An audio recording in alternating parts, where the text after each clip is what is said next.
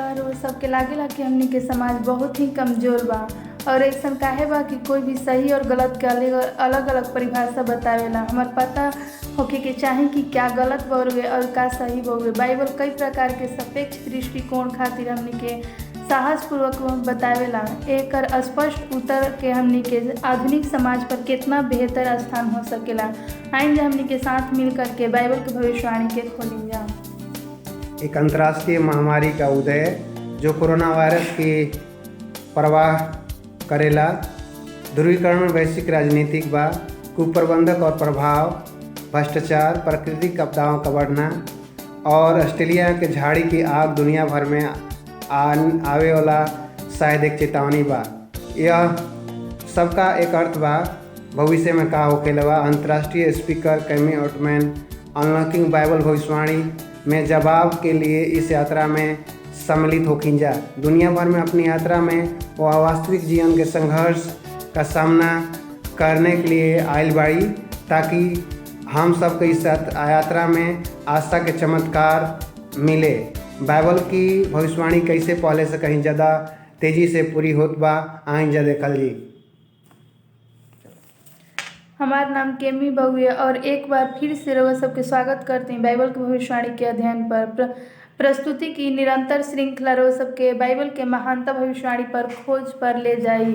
पिछला कार्यक्रम में देखने जाए awr.org बाइबल पर जाकर कि आगे के अध्ययन खातिर कुछ शक्तिशाली संसाधन पा सकते हैं।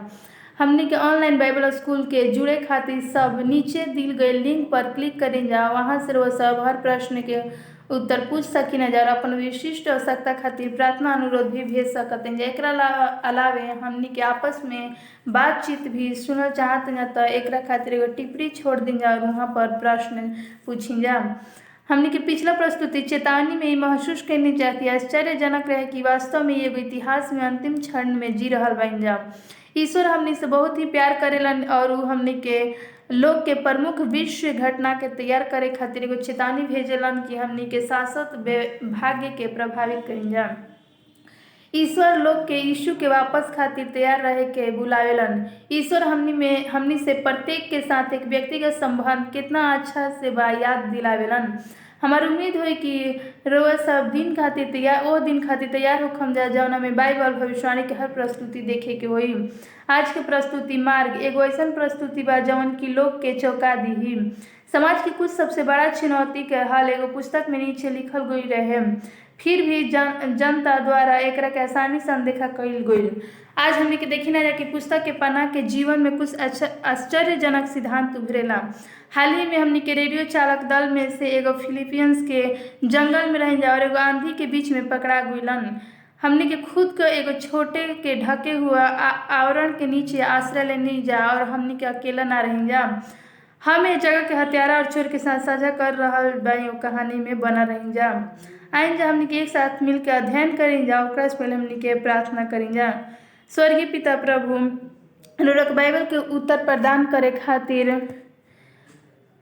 बहुत बहुत धन्यवाद। अपन हमने के फिर वापस आईनी जा और अपन पुराना आदम के बगीचा में लाइन चाहनी जा। हमने के दिल के खोली और अपन चरित्र के समझे खातिर हमने के मन के सहायता करी। हे प्रभु, हम आपके धन्यवाद करते हैं कि हम सबके साथ एक सिखाएं। यीशु के अनमोल शक्ति नाम में आमीन। हर किसी के पास कोई अलग अलग परिभाषा है कि का सच बा और का झूठ बा। हमार पहला विषय है कि कैसे स्वर्ग में हमने के युद्ध शुरू भई रहे। ये युद्ध का रहे लूसीफर के घमंड और ओकरा से परमेश्वर के आज्ञाओं के घृणा में बदल देलस। पाप की उत्पत्ति लूसीफर के साथ स्वर्ग में भई रहे। अब पाप का है परमेश्वर के नियम के तोड़ल ही पाप कहल जाला। स्वर्गीय प्राणी सहज रूप से ईश्वर और उनकर आज्ञाओं के जानेलन। लूसीफर ने विद्रोह कैलन और ओकरा बाद झूठ फैलैलन और एक तिहाई स्वर्गदूत परमेश्वर के आज्ञा के खिलाफ विद्रोह करे में अगुवाई कैला। शैतान जब पृथ्वी पर गिरावल गइलन तब उनकर आदि माता पिता परमेश्वर के खिलाफ भी विद्रोह करे खातिर उभा कैलन। शैतान परमेश्वर के खिलाफ ए विद्रोह के नेतृत्व कैलस और परमेश्वर अपन राजा माने के रोके खातिर किसी भी हद से सच्चाई के हटाए खातिर शैतान हर संभव प्रयास कैलस से ई सब विद्रोह परमेश्वर के राज्य के खिलाफ है बउए और ओकर मानने के खिलाफ है जवन जिए के नियम हमनी के कह सकते हैं जा। तो वास्तव में परमेश्वर के शासन के शैली का बउए ई प्रेम और स्वतंत्रता पर आधारित बा। परमेश्वर हमनी के स्वतंत्र के इच्छा के साथ बनैलन और एकर अर्थ होला कि हमनी के स्वतंत्र बन जा। उनकर आज्ञा माने खातिर या भी माने परमेश्वर दबाव ना देवेलन। हमनी के एगो निरंतर दोनों तरफ खींचे जाए खातिर चाहे परमेश्वर के आज्ञा मानी जाए या शैतान के मानी जाए। तो वास्तव में उनकर तरीका का होखेला हमनी के अनुमान लगाई न जा कि वो हमनी के अपन वचन पवित्र वचन बाइबल में खुद कैसे बतावेलन। बाइबल कुछ ठोस उत्तर देवेला आइन हमनी के ए विषय में समीक्षा करे का अगर ई बाइबल में बात हमनी के विश्वास करी जा। अगर ई बाइबल से असहमत बात ई हमनी खातिर नइखे। निर्गमन 20 पर नजर डाली जाए। यहाँ परमेश्वर 10 आज्ञा के देलन। परमेश्वर हमनी के गुलामी से बाहर रखे खातिर 10 आज्ञा देलन। ए पर हमनी के तरीका से विचार करी जा। पहले 4 आज्ञा परमेश्वर खातिर हमनी के प्रेम दर्शावेला। अंतिम 6 अपन पड़ोसी खातिर हमनी के प्यार दर्शावेला। आइन जा हमनी के ओकरा कर्म से पढ़ली। पहला पद तब परमेश्वर ने सब कुछ वचन कहलन हम तहार परमेश्वर यहोवा हई जवन तू तारा के दास्तों के घर में से अर्थात मिस्र से निकाल के लैनी। यहाँ हमनी के देख सकते हैं कि परमेश्वर अपन बात भी कैलन और सब इसराइल के तथ्य के सुन के और स्वीकार करके परमेश्वर उनकरा के मिस्र के दास होके से बचैलन। यही से हमनी के आगे का कहे वाला बन जा निर्देश देते हैं कि कोई भी बंधन से कैसे हमनी के मुक्त रहल जी ओकरा के देखी जा हमनी के वास्तव में का होखी। आज हमनी के परमेश्वर और शैतान के बीच पर्दा के पीछे चल रहल अनदेखी लड़ाई के ना भूलिन जा। शैतान जरूर इसराइली के ईश्वर से बात करके देख रहल बा और हमनी को ओकर कल्पना भी कैले बन जा। वो परमेश्वर के गड़गड़ाहट के आवाज़ सुनी और मानव जाति के साथ अपन स्वर्गीय सिद्धांत के समीक्षा करी। काशी की ई वही एक 10 नियम बा जेकरा से शैतान नफरत करेला और स्वर्ग में परमेश्वर के खिलाफ बहुत ही विद्रोह करेला। साथ ही अगर मनुष्य आज्ञा के पालन करी तो ई शैतान काम और अधिक कठिन बन जाई। अब पद 3 ई आज्ञा नंबर 1 है तू हमरा के छोड़ दूसरा ईश्वर करके न मनिह। जब हमनी के आज्ञा के पढ़ी न जाता हमनी के वापस बैठ जाई न जा और सोची न जा कि यदि मैं ईश्वर हो अगर हमनी के ईश्वर होखल तो ब्रह्मांड के राजा होती जा हमें अविश्वासी पृथ्वी बनैती जा और हमनी क्या उस दुनिया में बहुत प्यार करे और प्रेम के वास्ते में हमनी के सब कुछ हम करती और हमनी के अपन एकरा से दुनिया के लोग के समझे खातिर हमनी के अपन प्यार करती जा। एकरा से सब कुछ हमनी के कर सकत रही जा और काशी की हमनी के अपन मानव जाति के रक्षा करल चाहते जा हमारी इच्छा पूरा करे खातिर ताकि उ नकली देवता के द्वारा गुमराह ना हो सकिन जा जेकरा में कोनो भी शक्ति नहीं खे। एकरा विपरीत हमनी के अगर शैतान होती जा तो हमनी के मनुष्य के अधीन में रहे खातिर इच्छा करती जा। हम अन्य धर्म के देवता ना होखे के चाहे ना जौन परमेश्वर के स्थान लेवेला चाहे वो धन हो प्रसिद्धि हो या स्थिति हो यहाँ तक कि टेलीविजन से पर चले खातिर उ मानव के विचार और समय के बारे में भी पता लगावे। उनकरा पटरी से उतरे खातिर हमनी के खातिर कुछ भी नहीं खे। दोस्त पहली आज्ञा हमनी की सिखावेला कि परमेश्वर हमनी के साथ प्यार करे के अपील कर रहा बन और बिना किसी ठोकर के उनकरा साथ हमनी के अतरंग संबंध में हस्तक्षेप ना कर सकी न जा। उनकर इच्छा बा कि उ हमनी से प्यार करस ना कि दुनिया के चीज़ से। उनकर इच्छा बा कि हमनी के उनकरा से प्यार करे का ना कि दुनिया के चीज़ से। हमनी के परमेश्वर के स्थान पर कुछ भी ना रखे के चाहिए। हमनी के पहला स्थान परमेश्वर होखी हन। निर्गमन 20:4 में दूसरा आज्ञा कहेला कि तू अपना खातिर कोई भी मूर्ति खोद के ना बनैह ना कोनो प्रतिमा बनैह जौन आकाश में चाहे पृथ्वी पर चाहे उ जल में ना ओकरा तू कबो दंडवत करीह ना ओकर उपासना करीह। काशी की मैं तेरा परमेश्वर यहोवा जलन रखे वाला हम परमेश्वर हानि और जो हमरा से बैर रखे ओकर बेटा पोता और परपोता भी पितरों के दंड दिए जाई और जो मुझसे प्रेम रखी उ मेरी आज्ञाओं के मानी हजारों पर करुणा कल जाई। तो हमने के देख सकता नहीं जाकि परमेश्वर भौतिक वस्तु के मानव निर्मित कोई भी चीज़ के आराधना करल पाप घोषित कैले बवन। एगो धारणा परमेश्वर के नीचे दिखावेला। यदि हमने रउआ सब एगो पत्थर पर नक्काशी और लच्छेदार आकृति खातिर झुक रहल बन जाता अपन रउआ सबके मन परमेश्वर के ऊपर नइखे, लेकिन रउआ सब सृष्टिकर्ता के प्रति आकर्षित के बजाय रउआ सब प्राणी या बनायल गईल चीज के प्रति आकर्षित होखम न। तो ये धारणा से परमेश्वर के हमने के अपन समाज में नीचा दिखावत जा। हमने के विश्व में यात्रा में विभिन्न छवि और मूर्ति के श्रद्धांजलि अर्पित करे खातिर विभिन्न लोग के देखनी जा। मूर्ति में से कई टूट गईल और अर्ध बिगड़ गईल, खराब हो गईल और ओकरा में कोनो जीवन स्रोत ना रहे। कतना देवता भयंकर चेहरा से मिलते जुलते विकृत अस्त व्यस्त शरीर, वो हमेशा स्वार्थी ईश्वर होखेलन। इका एगो दिलचस्प बात नइखे कि हमार परमेश्वर जीवित और निस्वार्थ और सब शुद्ध सौंदर्य बावन। ई हमनी के पृथ्वी पर वैभव और फूल और लुभावनी परिषद से उष्णकटिबंधीय पक्षी से रंगीन सूर्यास्त पर परिलक्षित होखेला। सच में ई एगो दिलचस्प बा, पर ई संसार के मानव निर्मित ईश्वर अक्सर घिनौना और कामुक होखेलन। परमेश्वर कहेलन कि एगो जलन रखे वाला परमेश्वर बन, जेकर अर्थ होखला कि सबसे बहुत ही वो प्यार करेलन, रोज सबके बचाए खातिर कुछ भी कर सकेलन। हमनी के तैयार नहीं जा। परमेश्वर कहेलन कि कृपया कोनो मूर्ति आकृति ना बनाई जा। जब हमनी के ब्रह्मांड के शक्तिशाली परमेश्वर खुद के बलिदान दे देलन तो हमनी खातिर परमेश्वर जीवित ईश्वर बाड़न, जबकि सबसे नकली मरल और अपन कब्र में दफनावल गए शून्य शक्ति के साथ खुद या किसी और के जीवित करे खातिर उनमें से कोई भी शक्ति नहीं खे। हमनी के उपासना करके अपन निष्ठा दिखाई न जा। परमेश्वर कहेलन कि मूर्ति के माध्यम से हमनी के आसपास के प्रयास न करी जा, काशी की हम तहरा के और तहरा बीच में से एगो सीधा रास्ता बनैनी, सीधा रास्ता हमरा पास आ सकेला जा। शैतान ईश्वर के स्थान पर मनुष्य के ओर ध्यान आकर्षित करेला, ओकरा में निरंतर प्रयास करत रहेला। लोग पवित्र शास्त्र के खोज करके बजाय गुरुओं के बिस्पों के देखेला। शैतान अपन इच्छा के अनुसार अपन अगुआ के दिमाग के नियंत्रित करके बहुरूपिया के प्रभावित कर सकेला।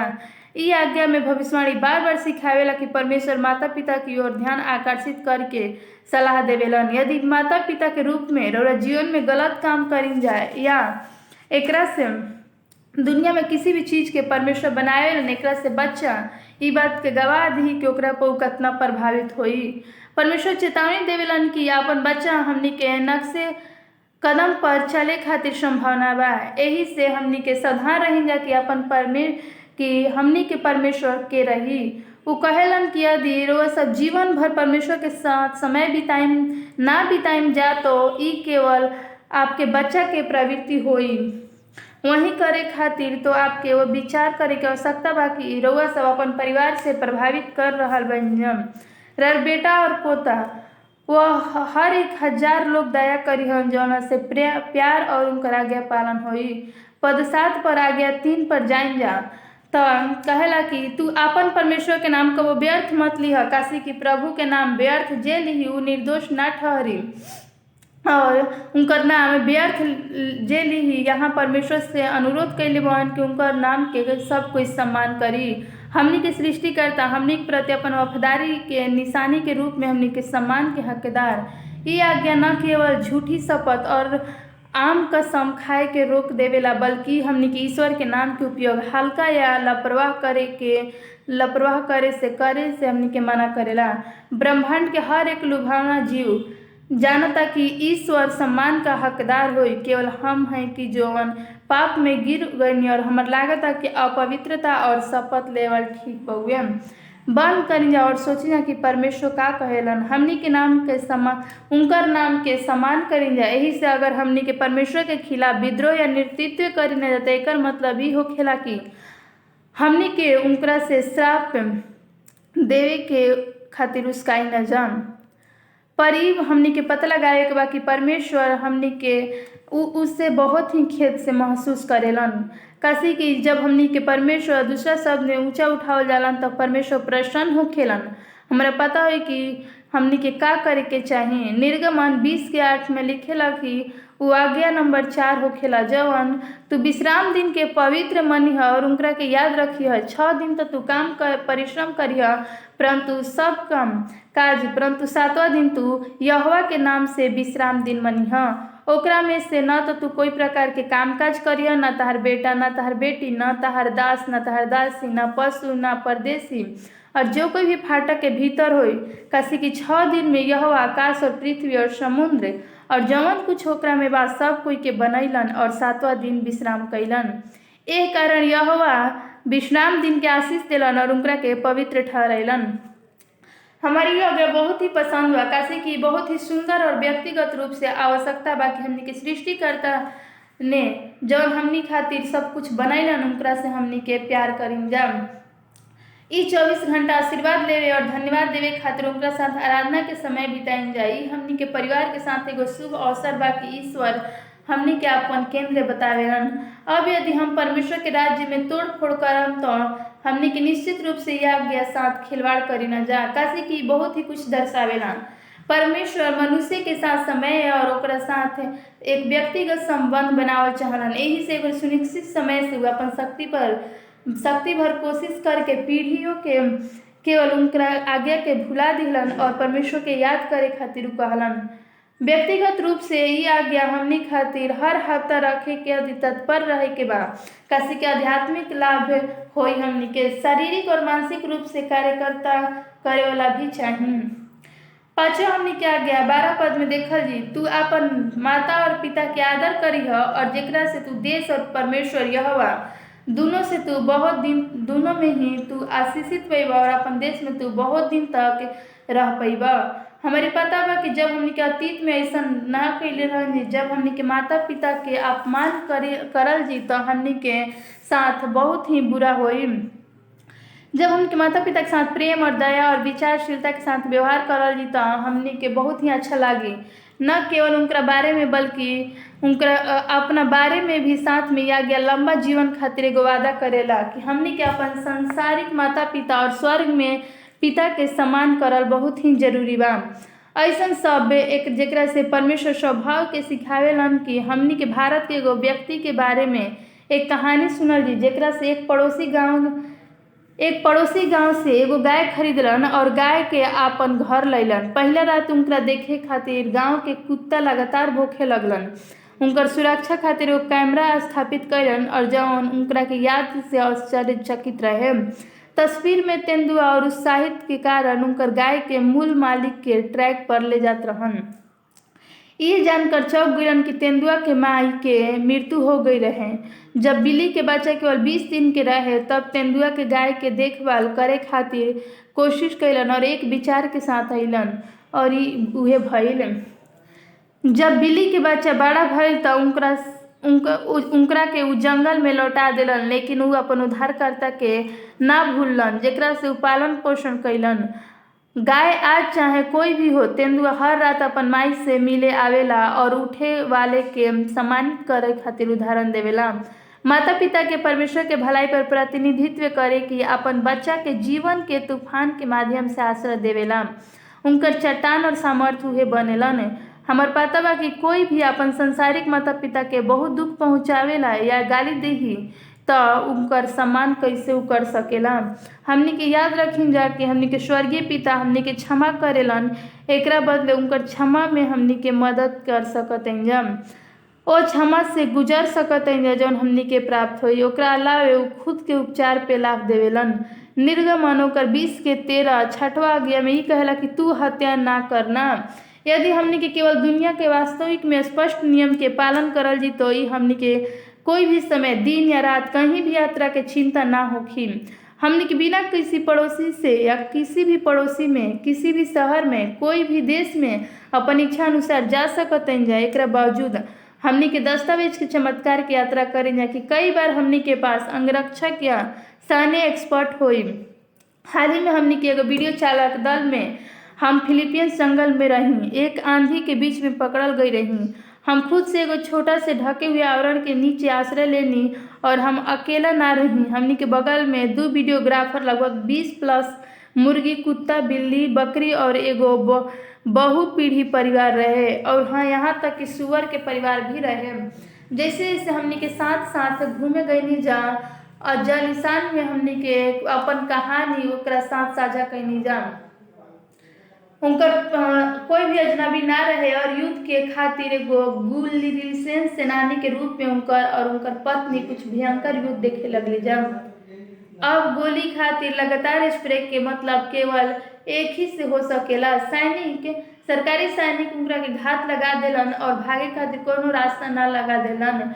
एंटोनिया सामने के दरवाजे से बाहर भाग गईली और जलेसिन के कपड़ा के पकड़ लेली और दरवाजे में जंगल में कवर करे खातिर भाग गईली। ओकरा से वो एगो गुप्त ठिकाना पैली और कम्युनिस्ट विद्रोह सेनानी के रूप में जसलीन इनमुट भेड़ से डरे के तुलना में अधिक गुस्सा था। आमतौर पर हमने के कोई डर ना लागे के चाहिए। जबकि बच्चा के साथ झिपल रही तब जसलीन सोचली कि का उनकर पति जीवित रही। वो इंतजार करत रहली कि का अनंत काल लग जाई। फिर लड़ाई की आवाज दूर तक बढ़ गई और शांत न भइल। जब वो घर लौटली तो देखली कि एंटोनिया के शव सरकारी सैनिक द्वारा छीनल जा चुका रहे और ओकरा से जसलीन अपन पति के खो देली और बच्चा भी अपन पिता के खो देलस। एंटोनिया के शरीर कभी भी बरामद ना भइल और उनका अनुभव से जसलीन दिल और भी सख्त कर देली। जब फिलीपींस के कैसन भी नफरत कैली थिपाइन के सेना जवान उनकरा तब फैसला कैलन कि बच्चा के परवरिश करे खातिर वो अपन पिता के मौत पर बदला लेवे खातिर सबसे अच्छा लड़का बनिहन। ऐसा हो भइल कि जब वो बड़ा भइलन केवल 10 साल के रहन जब वो 13 साल के रहन तब उनकर गुलसरीन में शामिल कैल गईलन और जसलीन पर उनकर गर्व रहे कि वो अपन छोटा बच्चा के सिखैली कि कैसे बिना आवाज के जंगल में घुसल जाला, कैसे भोजन खातिर चारा और कैसे शार्पशूटर बने के चाहिए। ओकरा ई बात दिल के कठोर हो गई। लेकिन वो एक दिन जैसलीन ने अपन छोट FM रेडियो के डायल के एडवेंटिस्ट वर्ल्ड रेडियो नामक एगो अपरिचित स्टेशन में बदल देली। एगो आदमी के आवाज यीशु के बारे में बात करत रहे। तब यीशु दयालु बावन और उनकर आर्थिक स्थिति के परवाह कैले बिना ही लोग से बहुत ही प्यार करेलन। उ सर्वशक्तिशाली बावन और उनकर बीमार के ठीक करेलन और मृतक के भी जिलावेलन। जसलीन मोहित हो गईली और वो दैनिक रूप से ट्वीनिंग करे लगली और एक ईश्वर के बारे में सुन के उनकर दिल पिघल गईल और ओकरा से प्यार करत रही, उनकर देखभाल और क्षमा के पेशकश करत रही। एक नया तरह से वो जीवन के अनुभव कैली और उनका दिल में इच्छा पैदा भइल कि वो अपन जीवन बदले के फैसला ले ली। यीशु के ऊपर उनका हथियार डाले के भइल और ओकरा बाद बुरा दुश्मन के माफी के अवधारण के आसपास दिमाग के लपेटे के कोशिश कैली। जल्द ही लड़का उनका साथ कार्यक्रम सुने लगलन और एक दिन वो अपन बेटा से कहली कि उपास पर्याप्त लड़ाई बा। वो भी यीशु के अनुसरण करे खातिर अपन हथियार रखली। जब जसलीन रेडियो से मिलली तब उनकर लागल कि अपन आप केवल जल्द ही प्रसारण शुरू हुई। तब उनकर पति के मृत्यु भयल नहीं खे। वैसे वो परमेश्वर के बारे में सीख लेली और विद्रोह लड़ाई के तरीका उनका में बहुत देर से हो चुका रहे। जब जसलीन अपन लड़का यीशु से प्यार करे के बारे में आज्ञा के बारे में बतैली कि तू हत्या ना करिह, तब वो अगला क्रम के योद्धा जौन अपन AK-47 के तुलना में बहुत ही ज्यादा शक्तिशाली हथियार चुनले रहे। एगो नया हथियार विश्वास, आशा और प्रेम बउगे। दोस्त अन्याय के सब कार्य के जीवन को छोट कर देवेला। घृणा और बदला दूसरा के नुकसान पहुंचावेला। यही से 6वां आज्ञा बा की उल्लंघन ना करे के चाहिए। 7वां आज्ञा बा की तू व्यभिचार ना करीह। यदि हमनी के परमेश्वर के कानून पर पालन और विवाह सफल होके के उच्च दर होखेला त बाद कोई भी डर ना हो सकेला। राउर साथी यदि खुद कोई दे रहल बा तो परमेश्वर विवाह के प्रति दृष्टिकोण विश्वास और पवित्रता का एक बंधन रहे। ई धरती पर प्रेम और अंतिम अनुभव बा। जब ई बंधन व्यभिचार के माध्यम से टूट जाला तो पूरा परिवार दिल के चकनाचूर कर देवेला। ई एगो नैतिक कंपास के बिना हमनी के समाज स्पष्ट दिशा में शून्य ह और भ्रमित और पटरी के उतर दिहल जाला। हमनी के समाज कहेला कि अपन दिमाग ना मानक के चाहिए, लेकिन ऐसा कोनो भी बात नहीं खे जौन बात आ सकी कि हमनी के का करे के चाहिए। अगर हमनी के ई अच्छा लागेला कि एकरा के हमनी के ऐसे करल जी, तो अगर वो सबके खुशी दी तो एकरा के करीन जा। लेकिन दोस्त, सहमति देवे वाला वैश्वाक अपन खुशी खातिर कुछ भी कर सकेला। परमेश्वर हमनी के खुशी के देवे खातिर बहुत सारा चीज देवेला, लेकिन शैतान ओकरा के मोड़ देवेला। प्रेम के वासना के रूप में देखी जा, शैतान के लक्ष्य परिवार के तोड़ल और नैतिक के ढीला कईल और बीमारी के अविश्वास के फैलावे खातिर, ताकि परमेश्वर के साथ उनकर संगति भंग हो जाए। उ समाज तोड़े में खुश रहेला और घर के विभाजित करे में, जीते में और शैतान के कार्य बहुए। का हमनी के आभारी नइखी जा कि परमेश्वर हमनी के ओकरा से बचैलन और हमनी के घर के संरक्षित कैलन और उनका भीतर सुख और शांति प्राप्त कैनी जा। परमेश्वर विवाह खातिर हमनी के पवित्र योजना बनैले बावन। निर्गमन 20:15 में 8वां आज्ञा देखल जा, कहेला कि तू चोरी ना करना। परमेश्वर यहाँ कई पहलू के जिक्र कैले बावन। स्पष्ट रूप से हमनी के बैंक के ना लूटिन जाए या ऐसा कुछ ना लिही जाए जेकरा से जवन हमनी के उ ना होखे। लेकिन ओकरा भी आगे हमनी के कोई भी एगो व्यक्ति के फायदा ना उठाइन जाए जवन की कमजोर या कम भाग्यशाली बा, या ऐसा भी कुछ धोखाधड़ी ना करीन जा। अगर हमनी के ईश्वर के कट्टर दुश्मन होइन जा तो लोग डरी और हमनी के सम्मान करी, और असम्मान के बीमा के करे खातिर पैसा और समय खर्च करे के पड़ेला। ये हमनी के चिंता करेला बहुत ही बात बहुए। परमेश्वर की योजना रहे कि हमनी के चोरी ना करे का और ईमानदारी से अपन स्वयं के श्रम के फल प्राप्त करीन जा। का हमनी खातिर अच्छा योजना बा। पद 16 में हमनी के 9वां आज्ञा देखे के मिले जा, लिखल बा कि तू कोई भी प्रकार के झूठा साक्षी नइखे देवे के। जब हमनी के झूठ बोली ना जा, अर्थात जब हमनी के ई सोच करके मूर्ख बन ना जा कि हमनी के एगो गर्म स्थिति से बाहर निकले के बा, लेकिन ई वास्तव में का होखेला, हमनी के एक अधिक अर्धजात पैदा कर देवेला। काशी कि हमनी के याद रखी जा कि हमनी के कैसे, कब और कहाँ कहाँ रहे के चाहिए। झूठ आत्मा करवास बनावेला। ई एगो ऐसा चीज है जैसे हर झूठ है ओकरा आसपास और जेल सेल बार बार बना देवेला। झूठ के अपन जाल में फंस जाए के गपशप करी जा और सफेद झूठ या आंशिक सच बतावे के चाहिए। चयनात्मक चूक और उद्देश्य से 9 आज्ञा के उल्लंघन करेला और स्वयं झूठ के मालिक से आवेला। और कौन है? बाइबल हमनी के बतावेला यूहन्ना 8:44 में, तू अपन पिता शैतान से और अपन पिता के लालसा के पूरा करना चाहते हो। इच्छा अपन पिता की इच्छाओं के पूरा करे खातिर उ शुरू से ही कातिल रहे और सच्चाई में खड़ा, काशी कि ओकरा में कोनो सच्चाई ना रहे और उ झूठ बोलत रहे और अपन चरित्र से बोलत रहे, काशी कि उ एगो झूठा और झूठ के पिता रहे। परमेश्वर चाहेलन कि जब हमनी के सच बोल जाते, एकर मतलब शब्द में कि ई एगो कहानी के उदाहरण बा कि हमनी के जैसन जय के एगो बारे में एगो छोटी सी कहानी बहुत ही पसंद बा, जवन 1830 के दशक में महान अस्वाद के दौरान रहत रहन और उनकर परिवार साधारण किसान के परिवार रहे। जय के अपन परिवार के मदद खातिर सक्षम होखल चाहत रहन। पास में एगो नाला के साथ एगो पोल, एक हुक, कुछ कीड़ा मछली पकड़े वाला उनकरा के बाजार बेचे खातिर फैसला कैलस। हर साल गर्मी में नाल में उतार जात रहन और डंडा के पानी में डाल के और मछली लावत रहन। उनकरा वास्तव में एगो स्टोर के व्यापारी के साथ सौदा, और जेकरा से जैक उनकरा पता कलन कि एगो अच्छा कारण खातिर, और यही से मछली जौन आप देखत रहे कितना भी बड़ा हो चाहे कितना भी छोटा हो, हम भुगतान करम। जब अब जमाने में 1800 में 50 सेंट का पैसा बहुत रहे। जैक अपन गर्मी में हर रोज मछली पकड़त रहे और कबो कबो बेहद छोटी मछली के लावत रहे।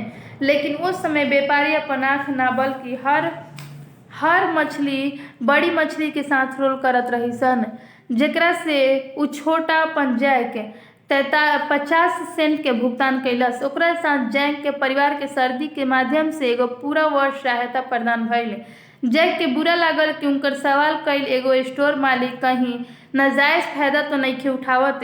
एक दिन उनकर झटका मिलल और अपन लाइन पर वो अपन मछली पकड़े पोल के वापस खींचे खातिर गईलन। मछली अभी कोनो मछली ना रही सन और ये बहुत ही बड़ा रहे।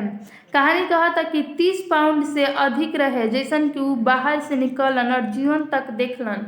ये बड़ी ही मछली रहे। जब वो बाजार में जा रहन त एगो अजनबी व्यक्ति गाड़ी चला रहे और वो अपन पीठ पर एगो विशाल मछली के साथ लड़का के देखलन। वो सोचलन कि एगो ट्रॉफी मछली के अचानक रोक देवेला और कहेला हम तहरा के 50 सेंट में देम। अभी वो मछली खातिर और जैक के सॉरी सर ई कह के ऐसन चल देलन। कोई भी एकरा पहले उ बोल सकत रहे। संवाद जारी करे खातिर जैक $2.50 के पेशकश मिलल, जना में 1800 से भी बहुत पैसा रहे, लेकिन जैक के मना कर देहलन। ई एगो बहुत ही आकर्षक पेशकश रहे, लेकिन जौना दुकान के मालिक से वो मछली बेचले रहन उनकरा ले बहुत ही कुछ सस्ता दाम में मिलल। ओकरा से 50 सेंट खातिर कुछ बहुत छोट मछली ले लस और हमर लागत रहे कि इस समय दुकान के मालिक के पैसा देवे के लायक मछली ना मिलत रहे। जैक एगो प्रतिबद्धता के प्रति वफादार रहे खातिर निर्णय लेलन। अब ई एगो सच्चा गवाह के परिभाषा देवेला। जैक अपन समय सबसे प्रसिद्ध जर्नल में एगो रहन। बड़ा हो के जनरल स्टोर जैक्सन के नाम से उ जानल गईल और अपन जीवन के शुरुआत में वो ईमानदारी होखे खातिर एगो ईमानदार के मूल्य होखे के फैसला कैलन। अपन सब खातिर वो बहुत ही सच्चा रहन। जब हमनी के फिर देखल जी तू और अपन जीवन के शुरुआत में ईमानदारी खातिर मूल्य होके के फैसला भी कैलन। अब आ गया 10 से हमनी के देखल जी कि तू किसी के घर के लालच ना करना और ना कोई स्त्री के लालच करना, ना कोई के दास दासी और ना कोई के गाय के गधा के, ना कोनो वस्तु के लालच करे के बा।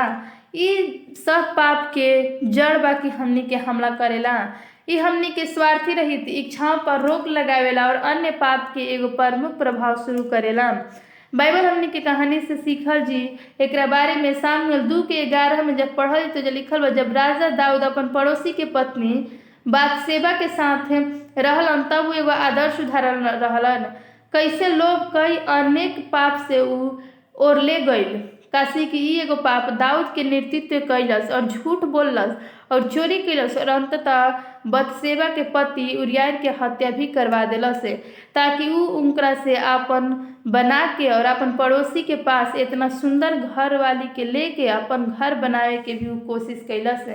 चाहे कुछ भी रहे, उ शैतान उनकरा के आँख के अंधा बना देलस और ओकरा पास से उ ना देखलस कि उ जौन करता उ बहुत ही गलत बा।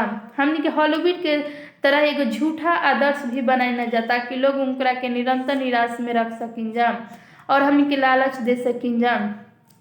हमनी के सबसे कामुक और सबसे धनी, सबसे तेज, सबसे मजेदार एक प्रतियोगिक बनेला। जब लोग ये ऐसा एहसास करेला कि वो के न माना के मापेला तो उदास होके आसान और सब गलती स्थान के मूल्य या प्यार खोजे के वो कोशिश करेला। परमेश्वर अपने आप की योग्यता प्रदान करेलन, काशी कि उ भी ब्रह्मांड के राजा के बच्चा बावन। वो प्रदान करेलन कि हमनी के का चाहिए और हमनी खातिर उ सब दिहन। परमेश्वर की एगो नियम शक्ति क्षेत्र और संरक्षण के दीवार पर रहे। हमनी के अंदर गिरे से उ रोकेलन और पाप में से हमनी के कई बार उद्देश्य और मंगल में से रोकेलन। अपन दम पर उ पवित्र शक्ति के बिना बुरी शक्ति के खिलाफ कमजोर करेलन।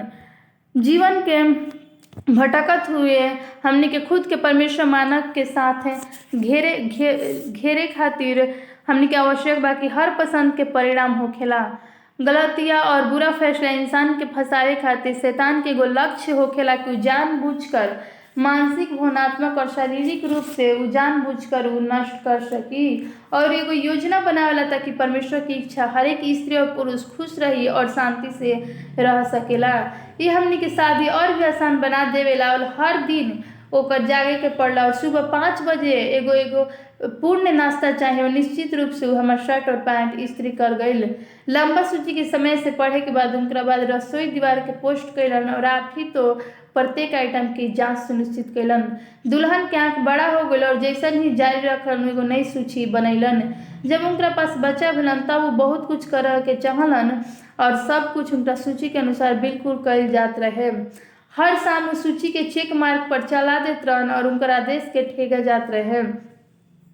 वो इतना बीमार हो गई कि और उनका मांग के थक भइल कि आखिरकार जैसन की उम्मीद रहे कि वो विवाह तलाक में समाप्त हो गई।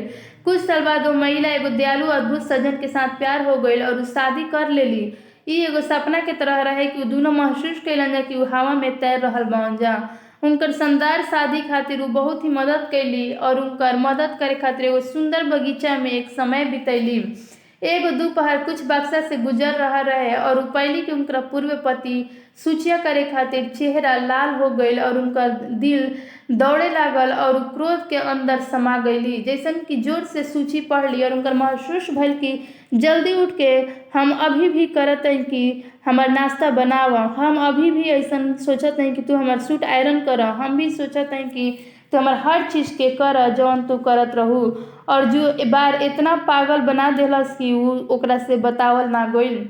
लेकिन जब वो एगो आभारी पति के बना देली तो बतैली कि लेकिन अब वो एगो आभारी पति से प्रेम विवाह कर लेले बाड़ी, जेकरा कारण उ मनलन कि यही से ईश्वर के पक्ष लेवे के कोशिश कर रहल जाला। हमनी के प्रति प्रेम के प्रतिक्रिया बा। हमनी के मुक्ति पावे खातिर ईश्वर के आज्ञा पालन ना करे के चाही। हम एगो ईश्वर के मानिला जा हमनी के उद्धार पावे खातिर, और हमनी के परमेश्वर बचैलन और हमनी के परमेश्वर प्रेम करेलन। परमेश्वर के जाने खातिर हमनी के जवन नियम बहुत ही कठिन लागेला ओकरा के जीवन में अचानक समझे के चाही। हमनी के परमेश्वर के आज्ञा भी एगो दर्पण के तरह बउए। हमनी के प्रतिबिंब करी ना जा और वास्तव में हमनी के सोची ना जा कि मन में देखी ना कि कौन और कैसन बने के चाही। हमनी के परमेश्वर के 10 गो आज्ञा के का बदलल जा सकेला। लूका ओकर 16 के 17 में लिखल बा, स्वर्ग और पृथ्वी के बात टल जाई व्यवस्था के, लेकिन एगो बिंदु भी ना टल सकेला। भजन संहिता ओकर 89 के 34 में लिखल बा कि मैं अपनी बच्चा को मैं नहीं तोड़ूंगा और ना मेरे मुंह से निकल चुका उसको कभी मैं बदलूंगा। भजन संहिता 111 के 7 और 8 में लिखल बा कि सच्चाई और न्याय ओकरा हाथ से काम के भइल और ओकर सब उपदेश विश्वास योग्य भइल। उ सदा सर्वदा अटा रही और सच्चाई के सिधाई खातिर रही। मलाकी 3 के 6 में लिखल बा कि क्योंकि मैं यहोवा बदलता नहीं, इस कारण याकूब के हे संतान तुम नाश नहीं हुए। कोई भी परिस्थिति में परमेश्वर के 10 गो आज्ञा कभी भी ना बदल सकेला। जैसन कि पहला यूहन्ना ओकर 3 के 4 में पाप के कानून का अपराध बउए, और रोमियो 3 के 20 में लिखल बा कि व्यवस्था के द्वारा पाप के ज्ञान भइल और शैतान परमेश्वर के आज्ञा से नफरत करे लगलन, काशी कि उ हमनी के बात से अवगत भइल। हमनी के पाप से मुक्तिदाता के आवश्यकता भइल। का हमनी के यीशु 10 आज्ञा के पालन करे के कहेलन। यूहन्ना 15 के 10 में लिखल बा, यदि तुम मेरी आज्ञाओं को मानोगे तो मेरे से प्रेम में बने रहोगे, जैसा कि मैंने अपने पिता की आज्ञाओं को माना और मैं उसके प्रेम में बना हूँ। पहला पत्रस ओकर 2 के 21 में लिखल बा कि क्योंकि मसीह भी हमारे लिए दुख उठाया, हम एक उदाहरण हमनी के बन जाए कि हमनी के उनकर चिन्ह पर चलिन जा। वास्तव में यीशु अपन 10 गो आज्ञा के एगो उदाहरण के रूप में लिखलन। कितना लोग पाप कैले बावन। रोमियो 3 के 23 में लिखल बा, सब पाप कैलन और सब परमेश्वर के महिमा से रहित बावन। पापी जीवन जिए खातिर सजा का भइल। रोमियो 6 के 23 में लिखल बा, क्योंकि पाप की मजदूरी तो मृत्यु है, परंतु प्रभु यीशु मसीह का वरदान हमारे अनंत मसीह में अनंत जीवन है। यदि हमनी के परमेश्वर के नियम के बदले जा सकते तो यीशु खातिर क्रूस पर मरे के आवश्यकता ना पड़ीते। यीशु पाप खातिर दंड के भुगतान कैलन और मर गइलन। ये हमनी के सबूत बा कि 10 आज्ञा अपरिवर्तनीय बड़ुए। कुछ लोग कहलन कि 10 आज्ञा पुराना नियम और नया नियम में ईसाई खातिर लागू नहीं खे। यीशु इस बारे में का कहलन। मत्ती 19 के 17 में कहलन, उसने उससे कहा, तू मुझसे भलाई के विषय में क्यों पूछता है? भला होता कि पर यदि तू जीवन में प्रवेश करना चाहता है तो आज्ञाओं के मान। यूहन्ना 14 के 15 में यीशु कहलन कि यदि तू हमरा से प्यार रखेला तो तू हमारा आज्ञाओं के माना। प्रकाशित वहाँ को 22 के 14 में कहेला कि धन्य है वो जो अपना वस्त्र धोवेलन और उनकरा से जीवन के पेड़ के पास आवे के अधिकार मिलेला और फाटक से होकर नगर में प्रवेश करिहन। प्रकाशित वाक्य ओकर 14 के 12 में फिर कहेला कि यहाँ 7 के धर्म हुई और यहाँ से जौन अपन खास हुई परमेश्वर के आज्ञा और यीशु के व्यवस्था हुई।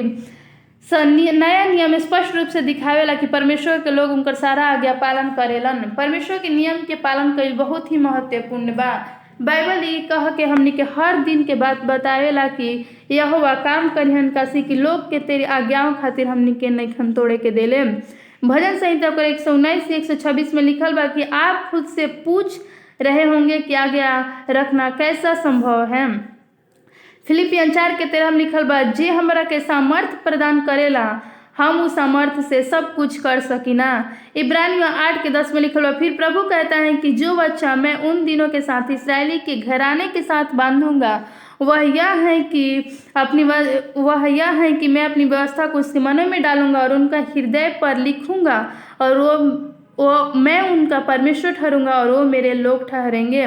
का हमनी के अज्ञान के रखल बिना सच्चा ईसाई बन सकी न जा। पहला यूहन्ना 2:3 और 4 कहेला कि यदि हमनी को आज्ञा के मानी जा तब हमनी के जान लिहल जी कि हमनी के परमेश्वर के जान सकतनी जा। इफिसियन 2:8 और 9 कहेला कैसे कि विश्वास के द्वारा अनुग्रह से तुम्हारा उद्धार हुआ और यह कि तुम्हारी ओर से नहीं वरन परमेश्वर का यह दान है, न कर्म के कारण, ऐसा न हुआ कि कोई घमंड करे। परमेश्वर के नियम के बनाए रखे खातिर कोई भी बच सकेला।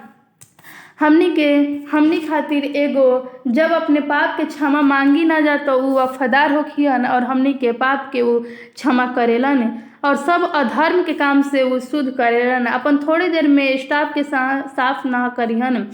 हमनी के शैतान के अपन कान में शैतान फुसफुसा ना देवेला और अच्छा स्वर के योग्य ना बनेला।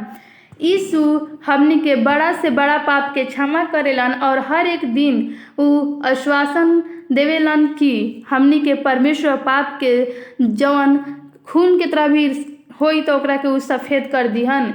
यदि यह रउआ सबकी इच्छा बा कि हमनी के देख सकत जा कि परमेश्वर हमनी से कहेलन कि उ हमनी के एगो उद्धार करता और सख्त जरूरत बावन, कैसे कि हमनी के एगो पापी बन जा और प्रभु हमनी के पवित्र आत्मा के शक्ति के माध्यम से हमनी के आज्ञा के पालन करे के चाही। यदि ऐसन बात तो बस नीचे दिहल गई लिंक पर क्लिक करिन जा और संकेत करिन जा कि आप पवित्र आत्मा के शक्ति के माध्यम से परमेश्वर के आज्ञा पालन करम जा। आइन जा हमनी के मिल करके प्रार्थना करिन जा। स्वर्गीय पिता, आज रात हमनी के सीखने जा कि हमनी के जीवन खातिर रउर का योजना बा। हमनी के सुरक्षा रखे खातिर और बचावे खातिर धन्यवाद। कृपया उस सब के सख्त करी जेकरा से हमनी के राउर संदेश के सुन सब चले खातिर हमनी के निर्णय ले सकिन जा। हमनी के हर एगो 10 आज्ञा जो रउआ हमनी के सिखैनी ओकरा के पूरा तरह से मनन कर सकिन जा। यीशु के अनमोल शक्तिशाली नाम में आमीन। हमनी के परमेश्वर के हर एगो आज्ञा पे चले खातिर परमेश्वर से हर दिन प्रार्थना करें जा ताकि हमनी के उनका राज्य में याद कर सकिन। परमेश्वर हमनी के बाइबल में का सिखैले वन ओकरा के देख सकिन जा। अगर कोई भी प्रार्थना अनुरोध बा तो ओकरा के नीचे दिहल गई लिंक पर क्लिक करके टिप्पणी में हमनी के दे सकते जा। हमनी के बाइबल के भविष्यवाणी में शामिल होके खातिर बहुत बहुत धन्यवाद। परमेश्वर के मार्ग पर चुनल हुए शुभ